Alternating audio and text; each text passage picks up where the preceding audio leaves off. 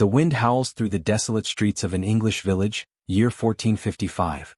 The night is heavy, the air wet with the scent of earth and ash, as if the world itself knows what is about to happen. Inside a cold stone church, torches flicker against walls slick with moisture, their light throwing jagged shadows that crawl like specters across the floor. At the altar, a girl stands trembling. She is 12 years old. Her name is Margaret Beaufort. Her body is still that of a child, narrow shoulders, frail arms hidden beneath the suffocating weight of a bridal gown too large for her. Her eyes are wide, glassy with fear, clinging desperately to the rosary in her small hands as if it could protect her from the reality closing in. This isn't a wedding. It is a transaction. A child, bartered like cattle, sealed in a covenant that was never hers to choose. Her groom waits. Edmund Tudor, 24 years old, half-brother to the reigning King Henry VI. He doesn't look at her with affection. He looks at her as one might look at fertile land, a resource to be claimed, a vessel to secure his dynasty's stake in England's bleeding crown. The priest's words echo through the cavernous space, hollow, mechanical, indifferent. Each vow cuts deeper, each syllable chaining her to a fate she cannot yet comprehend. When the service ends, the guests murmur blessings, their voices warm with celebration. But beneath it lies a silence thick with cruelty. For every nobleman in that chamber knows the truth. This marriage is no union of souls. It is a contract of flesh, and the price is Margaret's innocence. Imagine for a moment standing in her place. A child bound to a man twice your age. What would you have done with no escape, no voice, no refuge? Think on it, and if this descent into the shadows of history grips you already, let it bind you deeper. Strike the like, anchor yourself to this channel, and in the comments whisper where in the world you listen from, for history's shadows spread farther than kings ever ruled. Margaret's story begins here, but it does not end in silence. From this crucible of pain, from this grotesque sacrifice, a dynasty will be forged. Yet the price is everything a child should never lose. Ludlow Castle, winter of 1456. The stone corridors groan under the weight of storms, rain seeping through cracks, dripping like a relentless clock counting down toward tragedy. In a chamber lit by dying candles, Margaret lies in a bed too vast for her shrunken frame. She is 13. Pregnant. The screams rise from her throat, raw and unending. Her hips are too narrow, her body unready. Each contraction threatens to split her in two. Midwives hover, their faces grave, whispering prayers to saints who rarely answer. They know what this means. Childbirth is deadly enough for grown women. For a child bride, it is almost a sentence of death. Hours stretch into days. The chamber smells of sweat, blood, and fear. Margaret's fingernails dig into the sheets until they tear. At last, as dawn bleeds pale light into the room, a cry pierces the air, not hers but the cry of a newborn. Henry Tudor. Her son. The boy who will one day wear a crown. But the victory is Pyrrhic. Margaret survives but her body is shattered. She will never bear another child. At 13 she has fulfilled her duty, but in doing so she has been broken. And where is Edmund, her husband? Nowhere. He has been dead for months, struck down by disease, leaving Margaret widowed before her 13th year. Alone in the echoing castle, she clings to the child she nearly died to bring forth. But even this fragile bond is torn from her. Henry is placed under guardianship, spirited away by men aligned with the ever-shifting tides of power in the Wars of the Roses. Margaret, still a child herself, is denied the one thing that might heal her, her son. In this moment, grief curdles into something else. Resolve. She will learn the rules of the game that has destroyed her childhood. She will not be only a victim. At 14 she is married again, this time to Henry Stafford, closer to her age but still a stranger. This marriage is kinder, gentler, but Margaret has learned never to trust kindness. She begins to watch, to listen, to study the movements of lords and kings, the way alliances rise and fall like waves against cliffs. Her trauma hardens into discipline. Her silence becomes a weapon. Towton, 1461. Snow and blood mingle in the mud, the battlefield drowned in screams. It is Palm Sunday and England tears itself apart in the most savage clash of the Wars of the Roses. 40,000 men fight, and thousands will never rise again. Margaret does not wield a sword, but she feels every strike. Each death carries meaning for her son, her fragile hope. The Lancastrian cause, the House of Red Rose to which she belongs, is collapsing. Edward of York, ruthless and young, emerges victorious. He will take the throne as Edward IV, and with him comes a promise. Every Lancastrian heir will be hunted, including her child. She is 18 now. Her husband, Henry Stafford, urges caution. Survival. Do not provoke the Yorkists, he warns. Do not make yourself a target. But Margaret cannot surrender her son to history's graveyard. Quietly she begins to weave a network. Spies, loyalists, men who carry her messages hidden in hymns and prayer books. She learns to encode letters, to move funds in silence, to whisper alliances where ears are safe. Hope flickers in 1470. The great kingmaker, Warwick the Kingmaker, betrays Edward IV and restores Henry VI, the Lancastrian king. Margaret seizes the moment, sending coin and promises to strengthen the cause. But hope dies cruelly. A year later, at Barnet and Tewkesbury, the Lancastrians are crushed. Henry VI is murdered in the Tower. His son is slain. The House of Lancaster lies in ruins, save for one boy, Henry Tudor, her son. At 14, he flees into exile in Brittany, a hunted heir across the sea. Margaret's heart cracks, but she refuses to let despair rule her. Each letter she sends to him is a lifeline. Each prayer whispered into the night is a pact. She will wait. She will build. She will prepare the path for his return. Her husband, Henry Stafford, dies in the same year. Once again Margaret is left alone. But now she knows her role. No longer pawn, no longer victim, she is architect. From the shadows she will shape a future that none yet imagine. Margaret begins weaving a web so vast, so dangerous, that discovery would mean her death. In darkened chambers, by flickering candlelight, she conspires with none other than Elizabeth Woodville, the widowed queen of Edward IV, mother of the vanished princes. It is an alliance born of necessity, not affection. Elizabeth has lost her sons, her power, her crown. Margaret has lost her childhood, her freedom, and for decades, her son. Now, two mothers unite under a single, audacious plan, to bring Henry Tudor back from exile and place him on England's throne. But power is never won with hope alone. To secure loyalty, Margaret offers her son as a prize. She promises that Henry will marry Elizabeth's eldest daughter, Elizabeth of York. The plan is simple, elegant, almost unthinkable. A union of Lancaster and York.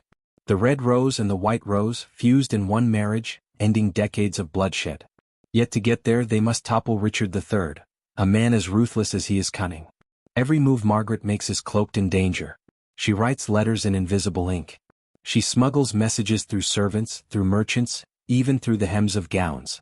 She plots uprisings in the south while keeping her face serene at Richard's court. One rebellion sparks in 1483, the Buckingham Rebellion. Margaret's allies rise, calling for Henry Tudor to return.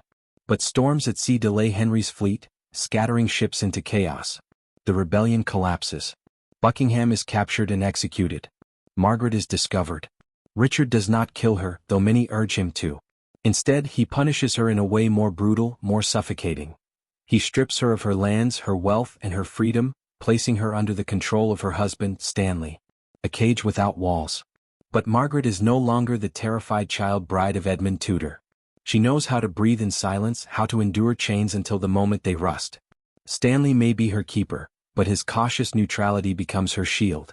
He plays loyal to Richard, while Margaret continues her conspiracies beneath the surface. She has been underestimated her entire life. That is her greatest weapon. The year that will decide everything. In Brittany, Henry Tudor gathers his men, French soldiers, exiled English knights, and mercenaries who fight for coin rather than cause. His banner is simple, a red dragon of Cadwallader, symbol of his Welsh ancestry. It is a fragile claim, yet behind it stands something stronger, Margaret's vision. In England, Richard III sits uneasy upon the throne. He has crowned himself, crushed rebellions, silenced dissent. Yet his reign is haunted by the shadows of the missing princes, by whispers that grow louder with every passing season. Margaret fans those whispers. She ensures that when Henry lands he will not stand alone. And so, on the 7th of August, Henry Tudor sails for England. His fleet lands on the shores of Wales. From there he marches, mile after mile, through villages and valleys, gathering men as he goes. At every step, Margaret's years of planning reveal themselves. Families loyal to Lancaster join. Disaffected Yorkists join. Even those weary of war join. Richard rallies his army, far larger, far more seasoned. The two forces meet at Bosworth Field. The air is thick with the smell of mud and iron, banners whipping in the wind. Richard sits astride his horse, armored like a warlord, while Henry rides at the head of his fragile line, his future balanced on a knife's edge. And then, Thomas Stanley moves. Margaret's husband, her jailer, her ally. He has withheld his allegiance until the very last moment. Richard expects him to fight for the crown. Instead, Stanley throws his weight behind Henry. His men charge, crashing into Richard's flank. The battle turns. Richard, furious, rides straight into the fray, seeking Henry himself. He cuts down men in his path, blood spraying across the mud, until he is surrounded. Struck down, his crown torn from his head, Richard III dies on the field. The crown is lifted and placed upon Henry Tudor's head. He is Henry VII, King of England. And somewhere in the crowd, Margaret Beaufort kneels in prayer. Her lips do not smile, but her eyes glimmer. She has done it. From the wreckage of her stolen childhood, from the wound that almost killed her, she has built a dynasty. But her story is not over. Queens will rise. Kings will be born. And Margaret will not stand aside. She will rule, without title, without crown, but with more power than any woman of her age. The year is 1485. The smoke of Bosworth still hangs in the air, the battlefield a graveyard of broken armor and shattered men. Henry VII has claimed the crown, but in truth, the victory belongs as much to Margaret Beaufort as it does to him. When she enters London alongside her son, the crowds cheer for the new king. Yet watch closely and you will see Margaret's figure, slight, cloaked, almost invisible, walking just behind. She does not need to stand at the front. Power is hers without spectacle. For she has accomplished what no woman before her ever dared. She has made her son king. Margaret takes a new title, My Lady the King's Mother. It is not simply an honorific. It is an institution. She is given precedence over all women in the realm, even over Queen Elizabeth of York, Henry's new bride. In court processions she walks in robes of deep crimson, fur-lined, bearing authority that outshines even queens. But this is no fairy tale ending. Margaret knows that crowns are fragile things. Henry sits on a throne stained with rebellion. Pretenders rise almost immediately, men who claim to be surviving sons of Edward IV, the so-called princes in the Tower. Others whisper that Henry's claim is too thin, that he is nothing more than an exiled bastard draped in borrowed steel. Margaret becomes her son's shield. Every law, every alliance, every marriage treaty she weighs with the precision of a general. She drafts legal documents with her own hand. She monitors finances, ensuring the crown's coffers grow fat. She keeps spies in noble households, ears pressed to doors, eyes scanning for signs of treachery. Those who underestimated her as a girl now realize the truth too late. Margaret Beaufort is no victim of history. She is history's author. The court of Henry VII is not one of laughter or warmth. It is a place of vigilance, of suspicion, of control. And at the heart of it all sits Margaret, her presence both silent and suffocating. She lives by an iron rule of discipline. Dawn begins with hours of prayer, her knees grinding into cold stone floors. Fasting, confession, almsgiving, her life is a ritual of austerity. Yet do not mistake her piety for weakness. Every whispered prayer is a blade, sharpened by belief that God himself has chosen her line to rule England. Her influence over Henry is absolute. He is cautious, secretive, and cold, the perfect son for a mother who survived betrayal at every turn. Together they build a reign not on love but on control. Nobles are stripped of power through bonds and fines, their independence shackled until they bend to Tudor will. Rebellions are crushed before they can ignite. Margaret watches it all with steady eyes. But her power is not only political. It is personal. Imagine being Queen Elizabeth of York, daughter of Edward IV, sister of the murdered princes, wife to Henry VII. You are queen in name, yet in every chamber, every ceremony, Margaret overshadows you. She walks ahead of you. She advises your husband more than you ever could. She dictates the upbringing of your children, including Arthur, the heir to the throne, and the second son, Henry, the boy who will one day be Henry VIII. Elizabeth smiles, she bows, she accepts. But beneath the silks and jewels, resentment simmers. Margaret does not care. She has endured too much to yield to another woman's pride. Her hand extends beyond politics and family. Universities, churches, scholars, all fall under her patronage. She founds colleges at Cambridge, ensuring her name is etched not just in bloodlines but in learning. In a world that sought to silence women, she carves her voice into stone and parchment. Yet for all her victories, Margaret is haunted. In the quiet hours of night, when even the torches die, she remembers. She remembers the screams of childbirth at 13, the feel of blood-soaking sheets, the loneliness of watching her son torn from her arms. Power has filled the void, But scars never fade, rebellion stirs once more. A pretender, Perkin Warbeck, claims to be Richard, Duke of York, the younger prince long thought murdered in the Tower.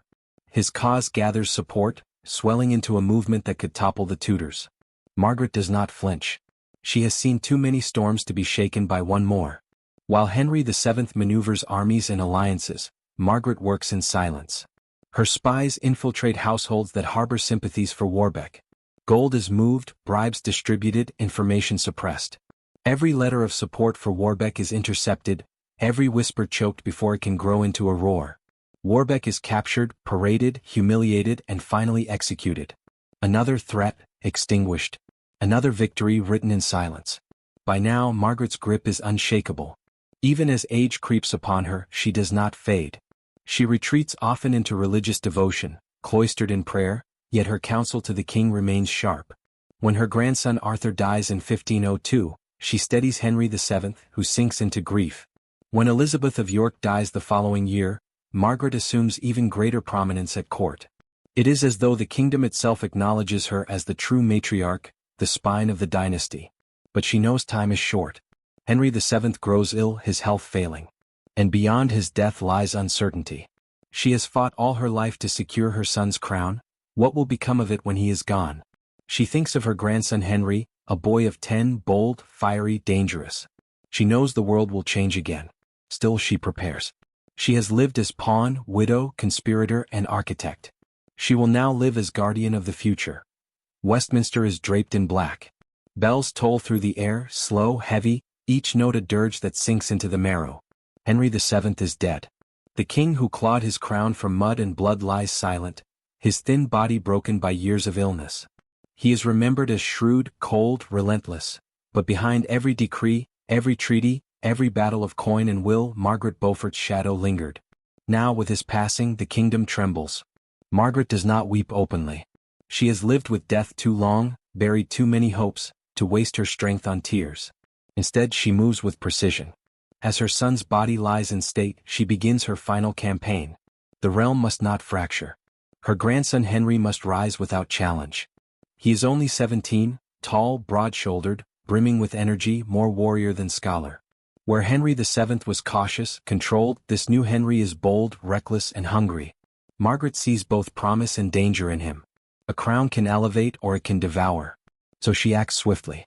She summons counselors, arranges the coronation, ensures that every noble swears allegiance to the boy before doubts can bloom. She orders proclamations read across the land. Henry VIII is king, anointed by God, chosen by destiny. And when the crown is finally placed on his head, Margaret watches from the shadows of Westminster Abbey. She is frail now, her body bent by years, but her eyes blaze. For the second time in her life she has made a king. In the weeks that follow, Margaret holds court not as dowager queen, not as regent, but in a role that is uniquely hers, the king's grandmother. The council defers to her. Nobles bow. She walks through Westminster with the authority of a matriarch whose word is law. But her body is failing. She is 66 years old, a remarkable age in a world where few women lived past 40. Pain gnaws at her bones, her frame wasted by fasting and long vigils of prayer. Yet she will not surrender until her work is complete. She oversees every detail of Henry VIII's coronation feast, ensuring the Tudors present themselves not as fragile usurpers, but as God's anointed rulers. She advises on his marriage to Catherine of Aragon, sealing an alliance that will bind England to Spain. Even in her final days she is still the strategist, still the general in robes of piety. And in quiet hours she writes wills, endowments, letters. She ensures her wealth will flow to the colleges she founded, to the institutions that will carry her name beyond death. She dictates the education of her grandchildren, shaping their future even as her own life wanes. Those around her whisper in awe. No woman of her age, no woman without a crown, has ever wielded such power. Queens bowed to her. Kings depended on her. And she carried it all not with sword or army, but with silence, patience, and faith forged in suffering. June 1509. The summer sun blazes over London, but within her chamber the air is still, heavy, and hushed. Margaret Beaufort lies upon her bed, rosary beads tangled in her fingers. Around her gather priests, scholars, and courtiers. The bells that only weeks ago rang for her grandson's coronation now prepare to toll again, for her. Her lips move in prayer, whispers of Latin broken by ragged breath. She prays not for herself but for the dynasty she birthed in agony, nurtured in exile and secured with blood. Her eyes drift toward the window, where the banners of her son's reign still hang. She has seen the impossible, she has turned a discarded child into a king, and from him an empire will rise. On the last day of her life she receives the Eucharist. Her confessor later writes that she died with peace upon her face, though those who knew her best understood better. Hers was not the peace of surrender but of victory. She is buried in Westminster Abbey, near her son, near the kings she made. Her tomb is not gaudy but dignified, carved with her likeness in austere robes, her hands pressed in eternal prayer. But do not be fooled. Margaret Beaufort was no meek saint. She was iron-cloaked in silk, fire-veiled in piety. She endured what would have broken most: child marriage, brutal childbirth, widowhood, exile, loss, and from it all she forged power greater than crowns. When we speak of the Tudors, of Henry VIII, of Elizabeth I, we are speaking of her legacy. Without Margaret there is no dynasty. Without Margaret the history of England is unrecognizable. She began as a child, sold into marriage, broken before she could grow. She ended as the mother of kings, the architect of empires, the most powerful woman England had ever known.